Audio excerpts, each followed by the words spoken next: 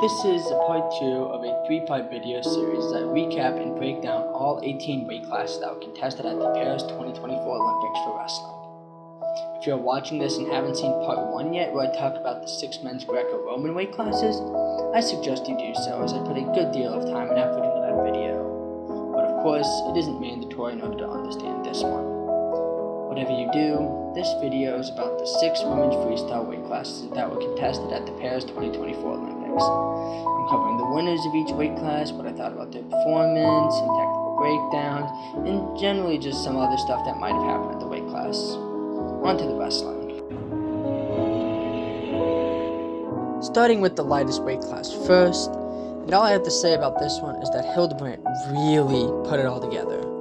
She's been on the precipice for years now of winning a world or Olympic gold medal, and this tournament she finally got the one she's been looking for so long. She really did a good job throughout the tournament using her height and length to just be able to reach around her opponent for an ankle off a snap down and circle around. She's 5'3", which might not seem particularly tall, but for the 50 kilo weight class, she's really tall, and she did a good job using that to her advantage in every match she wrestled. Obviously, though, if I'm going to talk about 50 kilos, I'm going to have to talk about the elephant in the room, and that is the whole thing with Vinesh Phogart of India. If you aren't constantly looking at the wrestling, or maybe just didn't watch every single weight class during the Olympic broadcast, you might not know what I'm talking about, so I'll lay it out as quickly as I can. Yu Suzuki has been the most dominant force in the 50 kilo weight class for years now. She came into this tournament the 2-time defending world champion, reigning Olympic champion, and the overwhelming favorite to win the whole thing. But in the first round, she got stunned in a huge upset by Vinesh Phogart of India, 4-3, who had moved down from 53 kilo due to India's 53 kilo spot this Olympics being taken by Antim Phangal. Phogart won that match against Suzuki, and then the quarterfinals match, and then the semifinal match to reach the final against Hildebrandt. But then, Vinesh Phogart weighed in over the 50 kilo weight limit for day 2, and according to UWW's rules, she was to be disqualified from the whole event, and her semifinals opponent, Yusufina Guzman, took her place in the final versus Hildebrandt, where Hildebrandt beat her to become Olympic champion. I could easily go into more detail, but I think the whole situation is just too complicated to not deserve a brief video on its own. But anyway, despite Hildebrandt not having the wrestler Suzuki, Hildebrandt's path was hardly easy or free either. Feng Scui of China and Dolgorian Ordenyargal of Mongolia are multi-time world medalists, and Özgen Jargal even beat Hildebrandt at 2023 Worlds, but Hildebrandt went out and beat them both and then won the final. Hildebrandt's amazing run was just that, amazing, and the Olympic gold medal around her neck proves it. Akari Fujinami looked absolutely unbeatable and completely on point all tournament. She won every single match, including the final, by either tech fall or regular fall, better known as pin, giving up only 2 points along the way.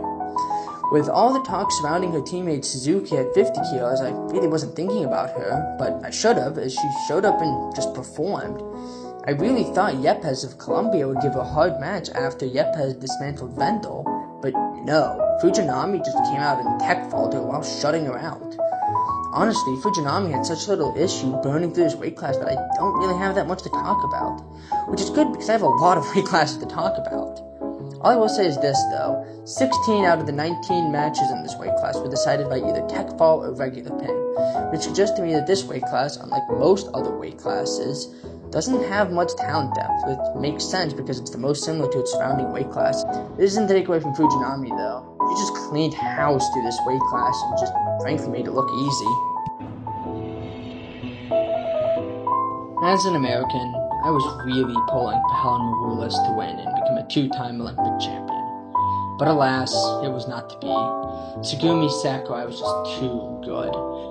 Her offense is excellent, but her ability to adapt is even better. She showed this against her semifinal match with Maroulis. After Maroulis got an inside trip for a takedown, she adapted really well, and the next time Maroulis went for an inside trip, she countered by circling outside and drove forward to put Maroulis on her back for 4. After the break, Sakurai went for a single leg, and after a fight, She got the takedown and then transitioned that into a lace in which she rolled Maroulis once, then got another takedown afterwards.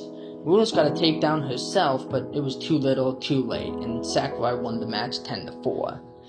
So Sakurai advanced into the final, in which she shut out Anastasia Nichita of Moldova 6-0. What really impressed me in this match was how well Sakurai countered the offense of Nichita. She got her first takedown by countering a crotch lift counter into her own single leg attempt. But her second takedown was even more impressive, to me at least, as when Nichita went for a snapdown trying to circle out for a takedown, Sakurai simply grabbed her left arm, and so when Nichita got to Sakurai's back, she was too high up on her hips to have it considered a takedown, and Sakurai used that to tripod up, and then yanked Nichita down by her own arm back to the mat, then circled around to get a takedown. That whole sequence may well have been the most creative defense to a snapdown I've ever seen, and to do it against one of the best in the world was really impressive. Then her third and final takedown when she got a good single leg and managed to shelf her opponent's leg, but when Nichita grabbed her arm and wasn't letting go in order to stop Sakurai from getting the takedown, Sakurai used the shelf she already had to cut back and catch Nichita off guard enough to get a takedown. Nichita could get absolutely nothing going offensively the whole match, and so Tsugumi Sakurai won the match 6-0 and became an Olympic champion. 62 kilos may well have been the most stacked women's weight class. Whereas most other female weight classes had 2 to 3 top wrestlers and 14 others vying for a bronze, this weight class had 5 people who, given a favorable bracket, all could win. I, along with most I think, thought that Angelutina Bekova of Kyrgyzstan would win out, as she is, after all, the defending world champion with other world championship wins in 2019 and 2021. But she fell to Ira Kolodenko of Ukraine 2-9, a result that I probably could have seen coming since Kolodenko lost 2-2 on criteria to Tiana Bekova in last year's World Semis. And so this Olympics has seen many close matches and even some blowouts from 2023 go the way of the loser here. But emerging from the 62-kilo ringer victorious wasn't Kolodenko or Miracle or the always dangerous Bullen, it was Sakura Moteki of Japan. Even though she tech-falled or pinned every single one of her opponents and about to becoming Olympic champion, she still had fairly close matches, including when she had a really close match with Grace Bullen of Norway, where Bullen was up 7-3, then went for an outside trip from standing, but Motoko used her flexibility to arch her back nearly to where her head was touching the mat, and counter-throw Bullen onto her back, and then used that position to pin her. But in the finals, though, it was not remotely close at all, as Motokuri put up a clinic against Kolyadenko. After a slow start that saw her give up a passivity point, Moteki shot a low single, rolled her once in a lace, then nearly pinned her with an armbar, but the Ukrainian got saved by the bell. Then Moteki kept getting into her low single and chaining down with a lace to roll her once or twice, and Kolodenko couldn't do anything to stop it or get any offense of her own going, and so eventually Moteki got the tech fall for Olympic gold.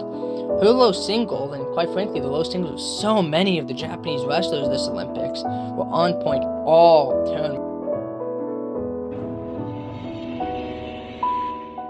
Next is women's freestyle 68 kilos, and the winner of that weight class was Amit Elor, looking like the future of American women's wrestling, and beating Kyle Snyder's record by a few months to become the youngest Olympic champion wrestler in American history.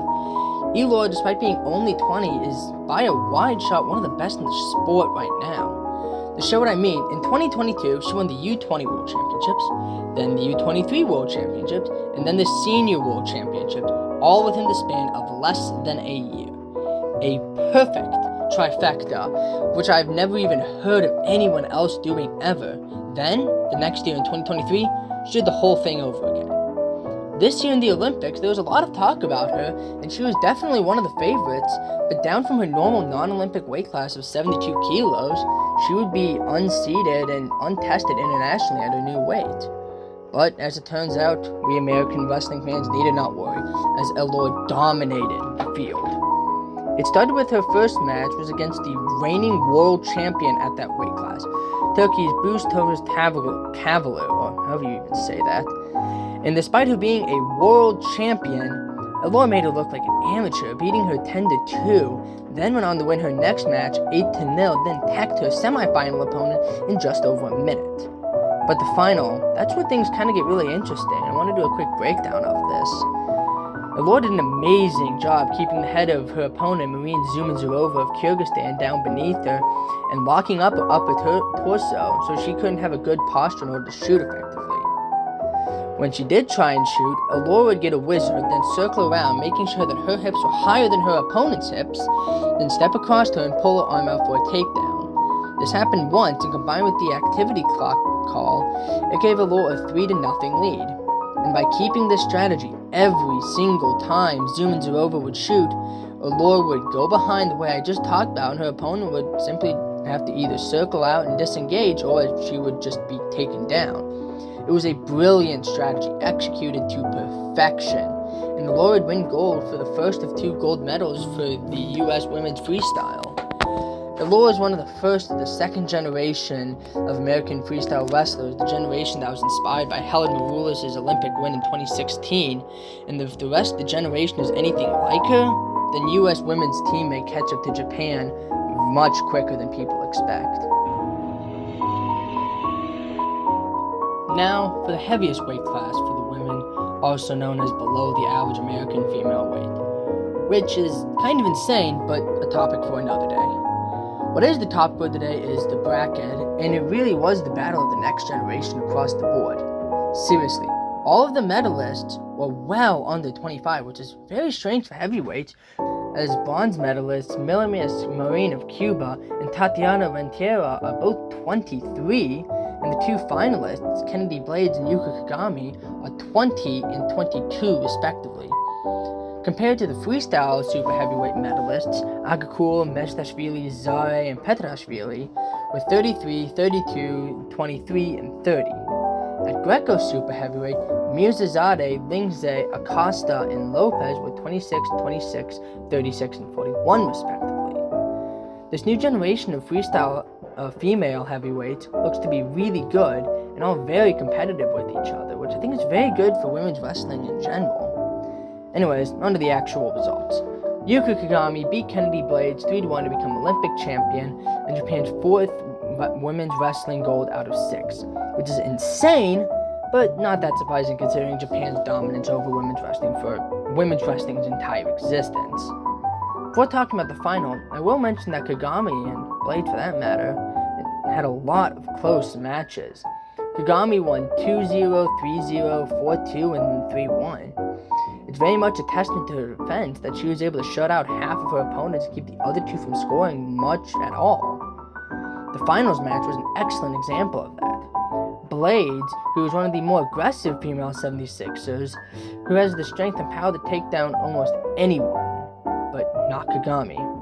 After Kagami won a passivity point, Blades got a push-out point, giving Blade the lead via criteria at the break.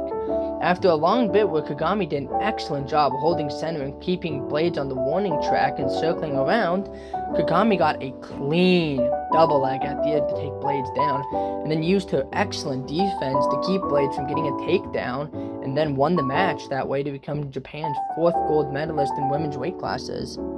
Out of the best 76ers, Kagami might have the best defense, but she doesn't sacrifice that to have enough offense to get points on the board to win. Dangerous combination indeed. Anyway, that's it for this video. I'll finish it up with the whole cycle next video when I talk about men's freestyle to complete my full recap. Hopefully I'll get that out sooner rather than later. Till then,